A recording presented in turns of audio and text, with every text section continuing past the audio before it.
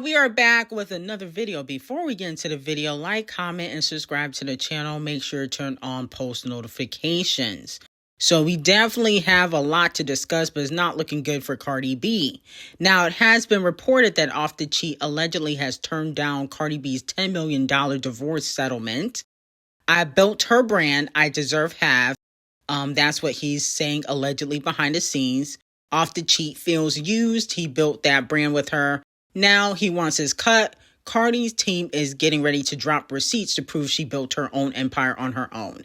Okay, so let me know how y'all feel about it. In my opinion, I don't fully believe that she built her brand on her own. I actually remember her saying that Off the Cheat helped her get a lot of collaborations, especially on her first album. And if you notice, she couldn't get the same type of collaborations on her second album. Oh, let's be very clear. Now, I don't feel like she has $10 million to give him, like liquidated, as in cash. I think that she might have a property or two that she can give him, but I don't think she has the 10 million liquidated to give him. So I don't know if I fully believe this, but I do feel like Off the Cheat deserves his cut. No shade to Cardi B, but you didn't move smart, after it didn't work out between you and Off the Cheat. You should have moved a little bit smarter and not rebounded with Stefon Diddy so quickly. Not only that, though, speaking of Stefon Diddy, it has been reported that Cardi B's NFL boyfriend, Stefon Diddy, has been confirmed as the father of Instagram models L0SES baby. Her name is Charlie. He asked for a paternity test, and I guess the baby's only a few months old.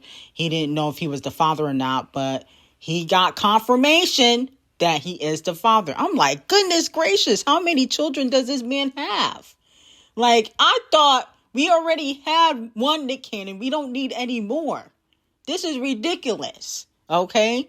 And I think Cardi B, she's not setting a good example for her children, in my opinion. I hate to say it, but this looks a mess. This looks a fucking mess, and Cardi B will be receiving 50,000 lashings for the day because this is trash. Now, allegedly, Camel Face wants the old thing back.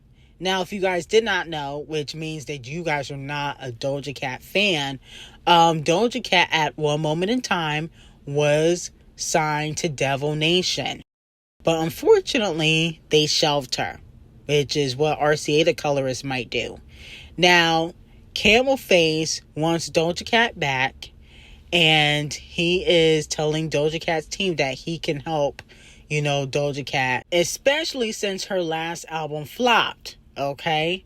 She signed to Devil Nation before she blew up. Then as soon as she left Devil Nation, she blew up. Camel Face kind of want her back, okay? Now, I don't think Meg would be happy about that because Meg currently is like the only main female rapper on Devil Nation. But I also feel like I don't really fully trust Camel Face. If you cared about the art and you cared about Doja Cat, you wouldn't have shelved her in the beginning because Doja Cat always been talented. Yeah, she might not have always had hits, but she's always been that girl when it came to talent. If I was Doja Cat, I would look elsewhere, but she is thinking about changing her management because this era wasn't a great era for Doja Cat. So she is looking to definitely change her management and see what else is out there. Okay? So let me know how y'all feel about that. Now, moving on to Halle Bailey. It has been reported that Halle Bailey's Love or Something Like It sold 4,700 units in the U.S. first week. Now, in my opinion, I thought that she was going to do at least 10. Okay, I thought she was going to at least do 10,000. But I feel like a lot of people don't really be supporting Halle like that. Is only on social media. Is clear as day. Because if you guys really supported Halle Bailey, she would have done at least 10 to 15,000, in my opinion. So obviously this is a flop. But I'm not really shocked because I just feel like y'all only support certain artists on social media. But when it gets time to stream and buy their music, y'all don't do that. Okay. But, maybe in the future, Holly can get back with her sister and, they could put out an album and at least do 20 to 30,000 in, the first week. Okay. Hopefully. But I think that this is a good time for Holly and Chloe to get back together. And I think the next time they do get back together, they will probably get more support than they did prior to them going solo. Okay.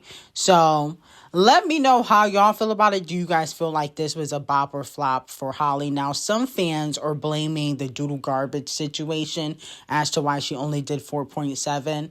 I'm like, maybe, but I feel like people really weren't going to support no matter what. I don't know if I could really blame doodle garbage for this particular situation. I do feel like he has ruined her reputation and her career, but I don't know if we can fully blame doodle garbage because I feel like y'all only support artists on social media. Now, SZA subliminally shades Nicki Minaj in her GQ interview. When they asked her about Nicki Minaj, she did the Mariah Carey shade. I don't know her. Okay. That's what, the Queen of Christmas does to J-Ho. And she said, we have no connection to each other. There's no backstory. There was no narrative. It was just like Devil Nation. I don't know where that came from. That's not even my place to correct a narrative that I don't got ish to do with. It was a little strange. It was very like, why? But also, I guess. Okay. So SZA is acting like she doesn't know why Nicki Minaj basically went off on her. That's basically what I'm getting from this. I think she's using that innocent play like, I don't know why she went off so people can think that Nicki Minaj is crazy. Because it's not like you didn't subliminally throw shade and said, don't take the bait. Mercury retrograde. Didn't you do that? Or am I missing something? Didn't you insert yourself in something that you had no business inserting yourself in? I could have sworn. But anyway, SZA also flip-flops and says she didn't have any stake in the Kendrick and Champagne Thickums beef. She said it was something between two grown-ass men. So why would I insert myself between something between two grown-ass men? And I feel like that's how everybody felt, with the exception of people who didn't feel that way. I didn't really have any stake. Obviously, I love Kendrick. I'm signed to TDE. That's my family. Obviously, I've known Drake for so long, and we have a beautiful rapport. And obviously, it's always unfortunate when the unfortunate occurs. Girl, please. You definitely picked a side, and it was TDE. You was at the pop-out. Let's not act like you wasn't. You was at the pop-out. You also went on a whole stadium world tour with Kendrick right after. Like, stop. You were on his album 3 times after he did Champagne Thickums. You picked a side, okay? And you stayed there. So that's one thing I don't like about SZA, is that she, tries to straddle the fence a lot. And I feel like it's okay to pick a side. Just make sure you stay there. And I think she is trying to act like she's unproblematic, but bitch, you're not unproblematic. Let's be very clear. You like the drama a little bit. And I definitely feel like you picked Kendrick over Champagne Thickums. Okay. Now, moving on from that, a lot of fans are being delusional and for some reason are believing that SZA and Queen B have a collaboration. Basically, SZA did an interview and she said, I don't have any more goals. That sounds terrible, but I have already gone platinum. I didn't think I ever would go platinum. I sold a bunch of records. I got to meet Stevie Wonder. I got to meet Beyonce and work with her. I got to meet Frank Ocean. My mom came and my dad came to all these cool countries to see me perform. I've sold out shows. I've got to headline festivals. Okay, so a lot of fans think she got something cooking with Queen B because she said I got to work with Beyonce. I think a lot of fans forget that she wrote the chorus for Feeling Myself. Okay, she wrote some of the chorus for Feeling Myself, which was 10 years ago, so nobody cares. But the point of the matter is, I don't know if Beyonce will work with SZA now, Only because even though SZA is very successful, I think Beyonce probably thinks that vocally she's stronger as a writer. I think Beyonce would have SZA write for her again. As for a collaboration where SZA is singing, I don't think Beyonce would do that unless it's background vocals, you know? But I don't think she'll actually have her singing on a record like Rihanna, because Rihanna's not that great vocally. But, you know, her and SZA did collaborate, and her and SZA might be on the same level vocally. Beyonce would eat SZA up easily. Beyonce eating SZA up when it comes to the vocals. So it wouldn't even be a competition, but I can see Beyonce having SZA in the studio writing for her. I think that would actually make a lot of sense. Now, moving on from that, Band-Aids is coming out today. Katy Cat is putting out a new song. I don't know why. 143 flop. You know, I think Katy should hang it up. But the I think it's the music video kind of look a little bit interesting. I guess this is her heartbreak song after, you know, her and Orlando Bloom split, and I got the tea on why they split on Patreon. Link in description. But do people care about a Katy Perry record? I don't know. I think she should try to work with some of the newer pop stars to get people to care, because I don't think people care organically. I think she's gonna have to work with like a Sabrina Carpenter, a Dua Lipa, somebody like that, a Billie Eilish or something, for people to care, because I don't think people care now. Now, moving on from that, a lot of fans are talking about Shelley and Alandria linking up at the Glamour Women of the Year Awards. They both look stunning. But as we know, Shelley's man Ace had a lot to say about Alandria's relationship with Nick a few months ago, even though allegedly he has said that he apologized. And so they took a picture. A lot of people believe that, oh, they're back being friends, or, you know, they're sisters still. In my opinion, I think this gives professionalism. A lot of people are comparing it to the picture Nicki and Cardi B took back in 2018 at the Met. In my opinion, it's given that they're keeping things professional in the public, but I don't really think they fool with each other behind the scenes. And even when Shelley gets asked about Alandria in interviews, she keeps it very short. Like, she keeps it very short, very surface level. And no shade, Alandria don't post Shelley ever. No more. Okay, don't say nothing about Shelley on social media. Maybe in the future that will change, but I don't feel like Alandria fully trusts Shelley and Ace after the stunt that they pulled, or the stunt Ace pulled a few months ago.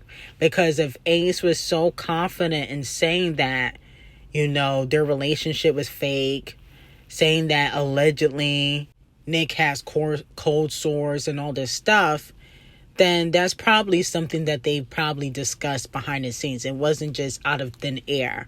And I think Alandria knows that. She is just one of those people where she wants to be looked as, you know, unproblematic. And you can tell, because I just saw an interview where they asked her, you know, why doesn't she clap back or something of that sort? And she says that she always had a lot to lose. So she never really wants to go below the belt or take it there with people. And I think she knows that if she's nasty to Shelley publicly, you know, there's going to be people that are going to say things about her. Okay, because not everybody really likes Alandria, even though I feel like, what is there not to like? But she knows that people are going to scrutinize every little thing that she does. So I think it was a chess move for Alandria to take this picture with Shelley and basically look like a bigger person, in my opinion. But in my opinion, I don't really think that they are friends. Now, No Spice dropped a song called Pretty Privilege, which she definitely benefits from, because Lord knows she barely has any talent. Now, the music video is fire. You know, she looks really good in the music video. The song, per usual, is trash. Okay? I don't know. I feel like Ice Spice gotta get a writer. I said this before. I've said it many times. The writing is not good. It's not the beat. It's not even her cadence. It's not the flow. It's the bars. The bars are very lackluster. Even when it sound like she dissing, it don't really hit. It sound like she was trying to sneak diss another artist that sounds like her. I think her name is like Stunna Sandy, but she's been trying to take Ice Spice flow. So it looked like a lot of the shots were directed at her. But my whole thing with Ice Spice, I feel like, girl, like, you gotta come harder. Okay? But I don't feel like Ice Spice can without a ghostwriter. And it's really no shade. I think that, if she had played her cards right, Nicki probably would have given her a few bars.